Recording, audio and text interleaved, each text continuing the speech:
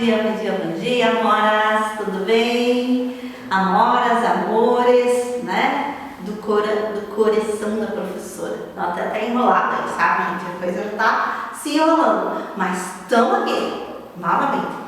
A aula passada a gente falou um pouquinho, então, né, da família real no Brasil, do Dom João, né, da volta dele para Portugal, e hoje a gente está iniciando assim, ou iniciando não, né, a gente já está falando sobre, mas a gente está falando agora sobre, mais especificamente sobre o primeiro reinado, os 9 anos do governo do Dom Pedro I, né, ele ficou pouco tempo e ele chegou assim com uma nação muito... O Brasil estava em formação, né? E aí eu tenho portugueses que vieram com alguns interesses, eu tenho a elite brasileira com alguns interesses, eu tenho a classe menos abastada, eu tenho índios, eu tenho escravos, eu tenho ex-escravos, então ele tinha que compor essa nova nação de uma forma que contentasse a todos. E o que o Dom Pedro vai fazer então, o Dom Pedro I? Ele vai tentar resolver essa situação através de uma Assembleia Constituinte. O que os liberais, né, os grupos de elite queriam maior participação, né, e menos centralização do poder. E ele fala assim, tá bom, então ele aceita que seja feita uma Constituição no Brasil, e essa Constituição então ela começa por uma Assembleia Constituinte. E essa Assembleia Constituinte, cara, era formada por diversos grupos no nosso país. Uns que queriam que o Dom Pedro fosse mais forte, outros queriam que houvesse menos centralização do poder, outros queriam uma república. Então, assim, estava difícil contentar todo mundo nessa Assembleia Constituinte. E aí, o Dom Pedro ele resolve fazer o seguinte, né, de que nessa Assembleia, chamada Assembleia da Mandioca, ou melhor, Constituição da Mandioca, para a formação da Constituição da Mandioca, porque todos os deputados que fizeram parte para escrever essa Constituição, eles tinham que ter 250 alqueires de mandioca, que era a moeda da troca na época, e para votar para o deputado tinha que ter em torno de 150 alqueires, ou seja, era um voto censitário, somente a elite votava. Mas, né, essa disputa então entre esses grupos fez com que o Dom Pedro pensasse assim, cara, eles estão brigando demais, né? E eu tenho um grupo aí que não está querendo que eu seja o governante, né, o regente do Brasil. E ele foi lá e mandou fechar a Assembleia.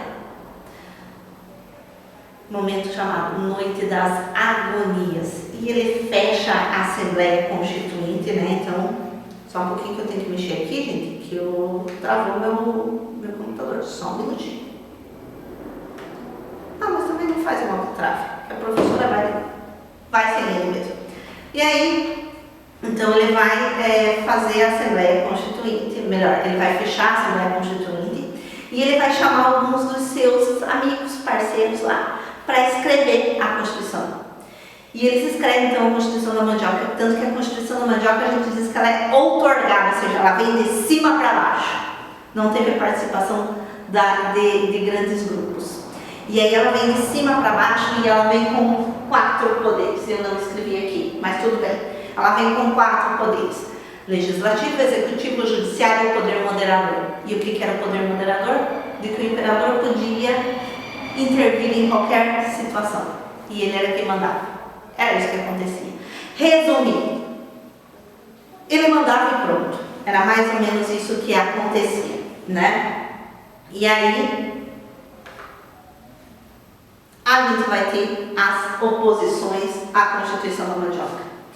Que oposição é essa? A Confederação do Equador.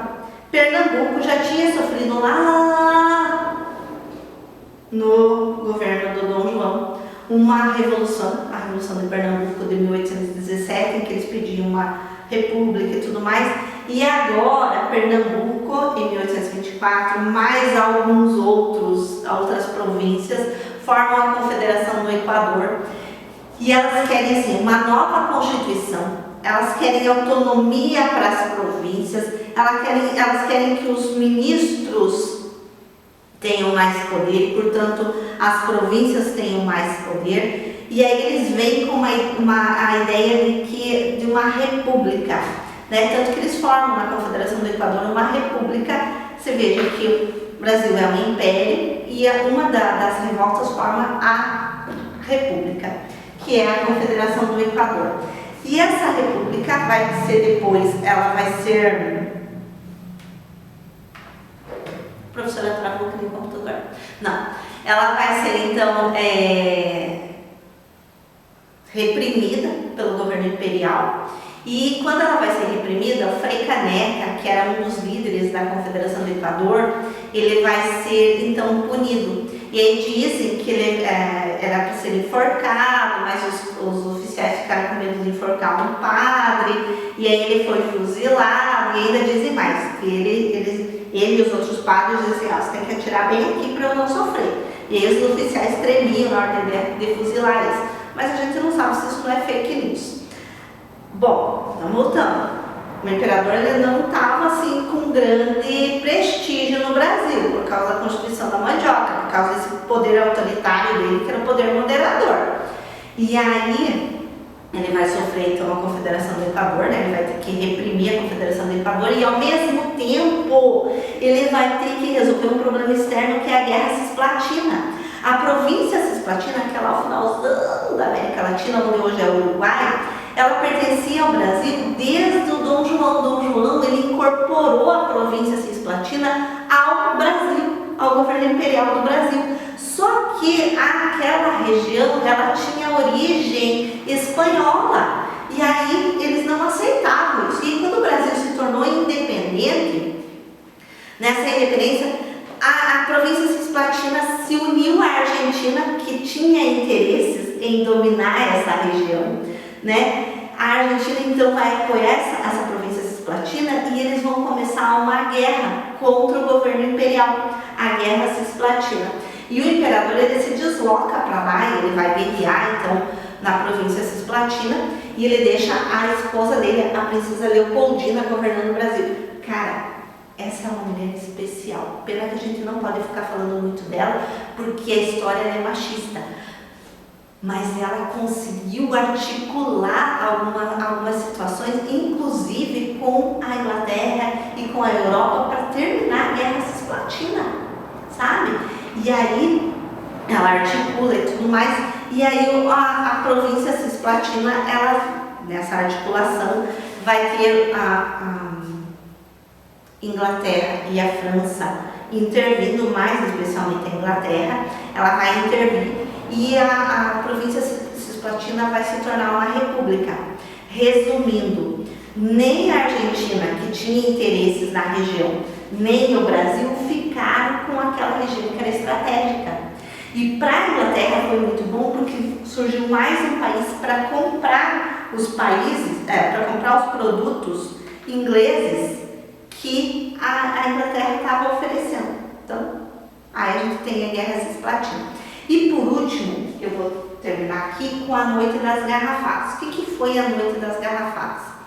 Bom, o imperador Dom Pedro, por inúmeras razões que não vem ao caso aqui, ele não era um governante que a população tinha muito apreço, né? Ele tinha muitas amantes, ele tinha muitos filhos. Dizem que ele se preocupava mais com as amantes do que com a política do Brasil e que era a Leopoldina que levava o Brasil nas costas, mas aí eu já também não vou ficar falando disso. E aí, essa Noite das Garrafadas foi o auge. Por quê? Porque o Dom Pedro ele tinha viajado para Minas Gerais, alguns dizem que essa viagem foi bem sucedida, outros dizem que não. E quando ele voltou, alguns partidários dele estavam celebrando então o imperador. E o que eles querem contrários era ele entrar em conflito com os partidários. E aí começou a chamada Noite das Garrafadas porque foi um conflito. Na verdade foram várias noites. Conflito entre os partidários e os não partidários. E o imperador percebeu que ele não era bem visto no Brasil. Ao mesmo tempo, lá em Portugal, o Dom João tinha morrido. E ele, como filho mais velho, tinha que assumir o trono de Portugal também. E aí ele vai e resolve fazer o seguinte, ele manda a filha dele, a Maria da Glória, acho que ela tinha 7 anos, 8 anos, uma coisa assim na época, com o Visconde de Barbacena para lá, para ela assumir o trono de Portugal, enquanto ele tentava resolver os problemas do Brasil, né, visto que ele não era bem visto aqui no Brasil.